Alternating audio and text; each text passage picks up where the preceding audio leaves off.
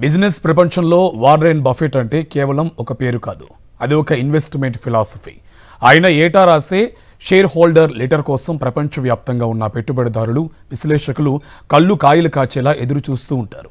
అయితే ఆసక్తికరమైన విషయం ఏంటంటే ఇప్పుడు కేవలం పెట్టుబడిదారులే కాదు, ప్రపంచంలోని అగ్రశ్రేణి కంపెనీల సీఈఓలు కూడా ఆ లెటర్ కోసం వెయిట్ చేస్తున్నారు. ఎందుకంటే వారు కూడా బఫెట్ లాగే రాయాలని, బఫెట్ లాగే ఆలోచించాలని ఆరాటపడుతున్నారు. అసలు ఒక లెటర్ ఒక బిజినెస్ సామ్రాజ్యాన్ని ఎలా ప్రభావితం చేస్తుంది? సిలికాన్ వ్యాలీ నుండి వాల్ స్ట్రీట్ వరకు సీఈఓలు బఫెట్ బాటలో ఎందుకు నడుస్తున్నారు? ఈరోజు సాక్షి ప్రత్యేక కథనంలో దీనిపై లోతైన విశ్లేషణ చూద్దాం. వారెన్ బఫెట్ రాసే లెటర్స్ చూడడానికి చాలా సాదాసీదాగా ఉంటాయి. ఎటువంటి కలర్ఫుల్ ఫోటోలు ఉండవు, పై చార్టులు ఉండవు, సంక్లిష్టమైన గ్రాఫ్స్ అస్సలు కనిపించవు. మరి ఇందులో ఉన్న మ్యాజిక్ ఏంటి? మొదటిది సరళత. బఫెట్ తన లెటర్స్ ను తన సోదరికి రాస్తున్నట్లుగా రాస్తారు. అంటే ఫైనాన్స్ నేపథ్యం లేని వ్యక్తికి కూడా బిజినెస్ అర్థం కావాలనేది ఆయన ఉద్దేశం. నేడు జెఫ్ బెజోస్ వంటి వారు కూడా ఇదే సూత్రాన్ని పాటిస్తున్నారు. బెజోస్ తన షేర్ హోల్డర్ లెటర్స్ లో డే 1 అనే కాన్సెప్ట్ ను చాలా సింపుల్ గా వివరించేవారు. సంక్లిష్టమైన బిజినెస్ మోడల్స్ ను సాధారణ పదాల్లో చెప్పడం అనేది ఒక అద్భుతమైన నాయకత్వ లక్షణం అని సీఈఓలు ఇప్పుడు గుర్తిస్తున్నారు. సాధారణంగా ఏ కంపెనీ సీఈఓ అయినా తన రిపోర్టులో లాభాల గురించి, కొత్త ప్రాజెక్టుల గురించి గొప్పగా చెప్పుకుంటారు. కానీ బఫెట్ స్టైల్ వేరు. ఆయన తాను చేసిన పొరపాట్లను, నష్టపోయిన ఇన్వెస్ట్మెంట్లను అందరికంటే ముందే లెటర్ మొదటి పేజీలోనే అంగీకరిస్తారు. దీనిని బిజినెస్ పరిభాషలో రాడికల్ ట్రాన్స్పరెన్సీ అంటారు. ఇన్వెస్టర్లు అంకెలను నమ్మడం కంటే ఆ అంకెలను ఇచ్చే వ్యక్తి యొక్క నిజాయితీని నమ్ముతారు.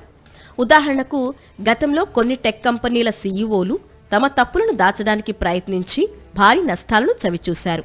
కానీ ఇప్పుడు ట్రెండ్ మారింది. మేము ఇక్కడ తప్పు చేశాం, ఇది మాకు పాఠం అని ధైర్యంగా చెప్పే సీఈఓలకే మార్కెట్లో వాల్యూ పెరుగుతోంది. బఫెట్ నేర్పిన ఈ నిజాయితీ పాఠం ఇప్పుడు కార్పొరేట్ గవర్నెన్స్ లో ఒక కీలక భాగమైంది. ప్రతి 3 నెలలకు ఒకసారి రిజల్ట్స్ చూపించాలనే ఒత్తిడిలో చాలా మంది సీఈఓలు షార్ట్ టర్మ్ లాభాల కోసం పరిగెత్తుతుంటారు. కానీ బఫెట్ లెటర్స్ ఇప్పుడు దశాబ్దాల గురించి మాట్లాడతాయి. ఆయన ఒక కంపెనీలో ఇన్వెస్ట్ చేస్తే అది జీవితకాలం ఉండాలని కోరుకుంటారు. నేటి తరం సీఈఓలు కూడా తమ షేర్ హోల్డర్లకు ఇదే సందేశాన్ని ఇస్తున్నారు. వచ్చే క్వార్టర్ గురించి మమ్మల్ని అడగకండి, వచ్చే 10 ఏళ్లలో మేము ఈ ఇండస్ట్రీని ఎలా మార్చబోతున్నామో చూడండి అని వారు స్పష్టం చేస్తున్నారు. దీనివల్ల ఇన్వెస్టర్లలో ఒక రకమైన భరోసా ఏర్పడుతుంది. జుకర్బర్గ్ మెటావర్స్ గురించి మాట్లాడినా, ఎలన్ మస్క్ మార్స్ మిషన్ గురించి మాట్లాడినా అందులో బఫెట్ లాంటి లాంగ్ టర్మ్ విజన్ కనిపిస్తుంది. వారు కేవలం లాభాల కోసం కాకుండా ఒక లెగసీని నిర్మించడానికి ప్రయత్నిస్తున్నారు. ఒక సీఈఓ రాసే లెటర్ కేవలం ఇన్వెస్టర్ల కోసం మాత్రమే కాదు, అది ఆ కంపెనీలో పనిచేసే వేల మంది ఉద్యోగులకు ఒక దిశానిర్దేశం. వారెన్ బఫెట్ స్టైల్ను అనుకరించడం అంటే ఆయనలాగే రాయడం కాదు, ఆయనలాంటి విలువలతో కూడిన నాయకత్వాన్ని ప్రదర్శించటం.